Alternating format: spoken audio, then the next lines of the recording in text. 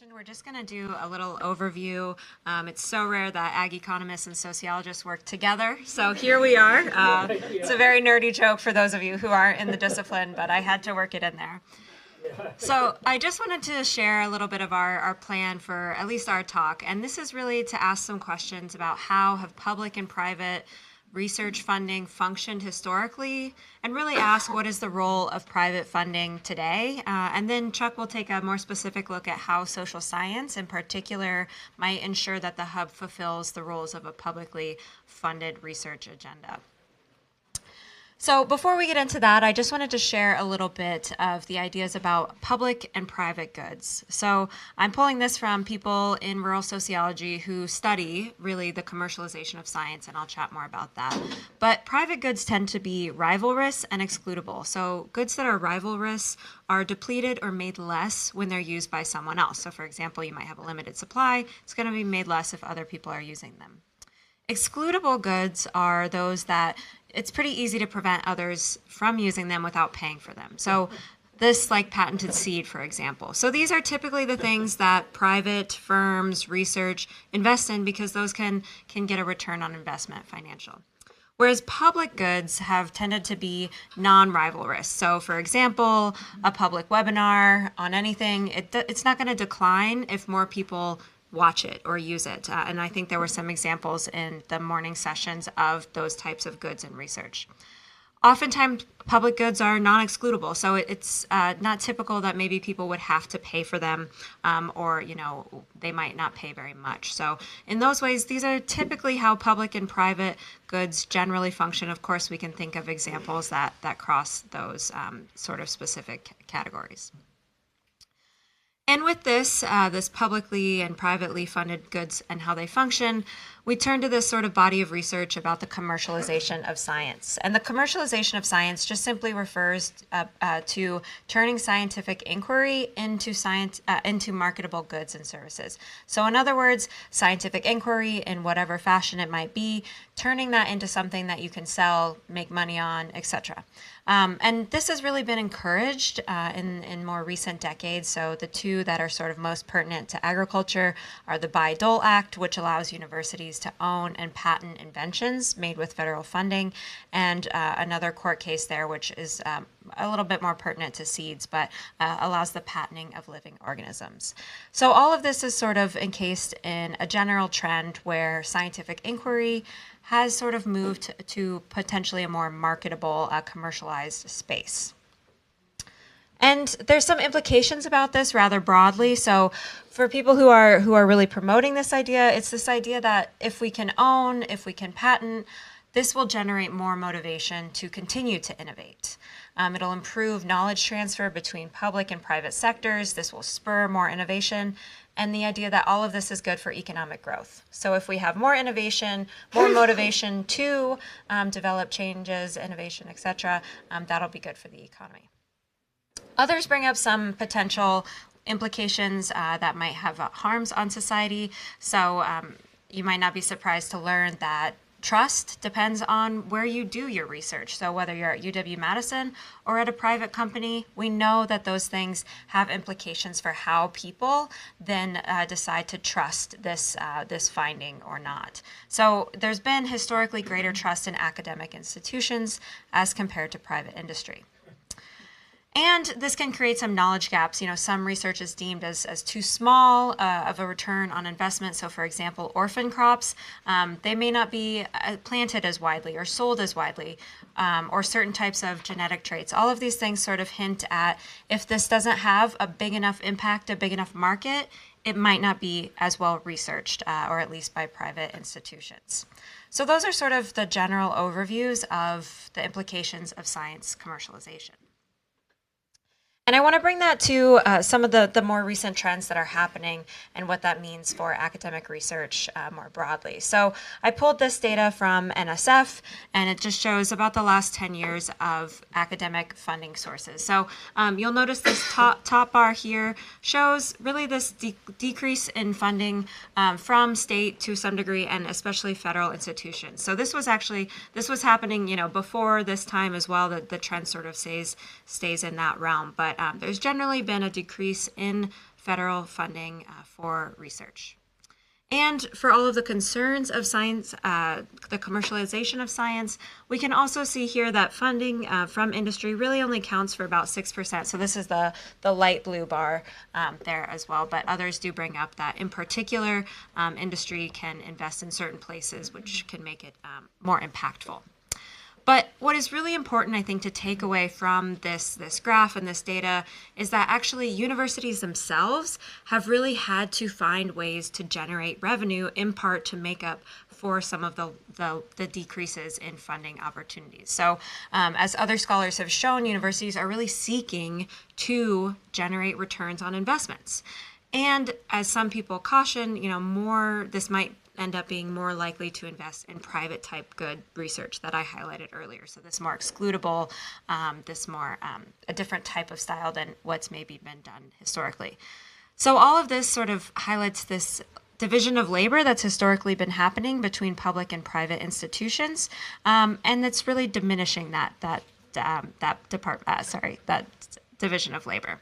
So these were sort of some of the questions at the start here, and I'll transition over to Chuck to highlight more specifically about the hub and the implications there. Okay, thanks very much. I have to say, by the way, I haven't had any collaborations with people in the sociology field that I've enjoyed as much as working with you. So thank you very much for that. Just don't tell my AggieCon colleagues that I'm doing something as crazy as that. So I was at a meeting sponsored by the American Dairy Science Association outside of Chicago last week, where one of my goals was to try and help clarify maybe what the role of economics is relative to the kind of scientific research, or what those folks would call scientific research, that they're typically more familiar with. And a lot of what that started out with was, economics is I give you the feeding trial information and then you tell me what the numbers are, the money numbers are that go along with it. And I said, well, okay, that's sort of it. We would tend to think of that a little bit more as, and not to be insulting to anybody, but that's more accounting kind of things. Most accountants would say it's way more complicated to be an accountant than to be an economist somehow, but we don't need to go into that kind of conversation. So what I wanted to think a little bit about is, what are we really talking about when we talk about economics? It's about some monetary values. It is in some cases about putting monetary values on the other parts of research information that we generate. But a lot of what we're talking about here is how people make choices and why they make those choices, the incentives that they face, the things they do, and the results of those choices on society. So it's kind of a much broader set of impacts than we're talking about than just costing out what a ration would be or what an investment might be on a farm. And as I mentioned, it's about behavior and incentives faced with trade-offs. What do people do and why? Okay. So fundamentally, what we're talking about here is understanding behaviors from an economic perspective, and that's both behaviors of individual people, consumers at a grocery store, farms making decisions on farm, but also all of the other organizations, which, for example, Mike Brown highlighted this morning when he talked about the entire supply chain for dairy. Okay, so all those people are involved in facing incentives, making choices, demonstrating behaviors. So what I'm going to do relatively quickly is highlight maybe three areas where I think an economics perspective provides benefits to the hub and complements the information that other researchers more in applied agricultural science disciplines are generating. Okay. So the first of these is to think about the use of research knowledge, which was highlighted a little bit in what Michaela said. The use of the knowledge that the hub generates often depends on having an understanding of its financial implications. And that's a little bit more the accounting sort of idea, but will a technology or practice benefit farmers or dairy processors or consumers of dairy products, and under what conditions? We might also say which farmers benefit and for how long and those sorts of things. This is an example of some work that was funded by the hub. Mateus Pupu's here. He had led this effort to understand the impacts of using a feed additive to reduce methane emissions. Turns out that additive was great at reducing methane emissions, but was not financially beneficial for farmers under our current pricing systems. Okay? So the use of that depends a little bit on what the impacts would be financially for farmers. There's a great Journal of Dairy Science paper there that you can look at. We have references later on if you'd like to see that. So that's one thing, understanding the financial implications of the research knowledge that the hub generates. And actually, Jalissa Boulder is going to do some work talk about some work that's in that mode here later on. Another is really documenting the economic impact of hub investments. So what's the economic value of the return on hub investments, and what investments will return the biggest value, the priority setting function? We're fortunate to have Greta Landis here, who's going to give you much more information about a project that talks about that particular dimension of the economic component. And finally, I would say it's really important for the hub to understand the market and policy context in which their investments are being made, and future industry evolution to help inform hub investments. So how will market and policy developments affect the return, the benefits that come from the things that the hub is making investments in? And part of that is understanding how the industry will evolve over time. So I put a couple examples of here of things that I've been involved with as a hub-supported faculty member, trying to understand the policy implications of things like the current tariff regime that we have in place, and also trying to understand a little bit about structural change in the dairy marketplace. So we have 3 presentations that are a little bit more in this vein, understanding the broader sets of impacts, thinking a little bit about labor supply with Jeremy Foltz, thinking a little bit about rural livability with Tessa Conrad, and thinking a little bit about farm structural change with Zaruddin from River Falls. So all these things, I'm squinting my eyes a little bit to make them all fit in this box, but I think they mostly fit in this particular area of understanding the broader economic context, okay? So the other thing that I think we would both agree on, why are social science analyses different? Well, they're overarching, and I think Mike kind of made that point earlier this morning. It's not just its own little box, it's something that can be potentially applied to all of the other activities that the hub undertakes. It's not just another sort of specialized subject matter area of inquiry. It's an integrative type activity. We also think about this as being kind of evaluative of other research knowledge. What's the value of knowing more about those whey proteins and what we might do with them? Okay. And what's the feasibility of its use? So all those are contributions that are sort of a little bit more unique to the social science perspective, whether it's on the economic side or on the sociology side. Okay, so I'm going to hand, I think, back over to you. So just to wrap up, I think, what we've tried to highlight, at least in our brief time today, is just that historically public and private investments in research have functioned differently.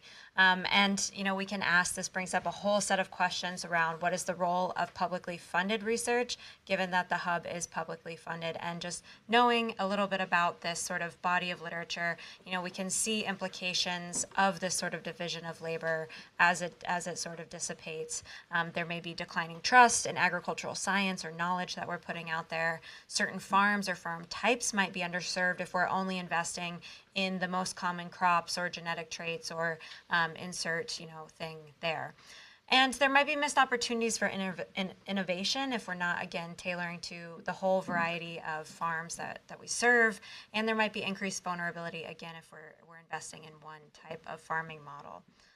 So what we want you all to sort of think about and let percolate through your minds today during these presentations is that, social scientists are trained to understand the structural, historical implications of the things that are happening today. We can explain why and how we got to this place. We also take a systems level approach to understanding social and ecological implications, which we're going to hear more about today. And we're particularly well suited to study winners and losers of policy innovation, alternative models, and non-quantifiable aspects of decision making. And just to highlight, this type of research can rarely be commercialized in the same way. And I think, what we want you all to be thinking about is how these insights from this sort of different perspective might be able to inform hub priorities and public funding investments in agriculture to sort of invest in ways that make the most sense for all farmers. So with that, we have our references, and I'll turn it back over to Chuck. Okay.